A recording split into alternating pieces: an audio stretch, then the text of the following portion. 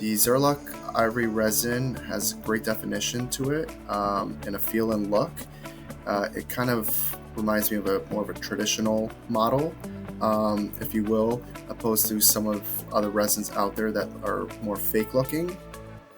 So I really like this resin model for for study models and just regular models for crown and bridge work, implant models that come out really accurate. And the Zirlux flexible resin, really started to enjoy this resin. The difference here is it has a little flex to it. It's softer, but it still maintains good rigidity. So you still have a nice strength there.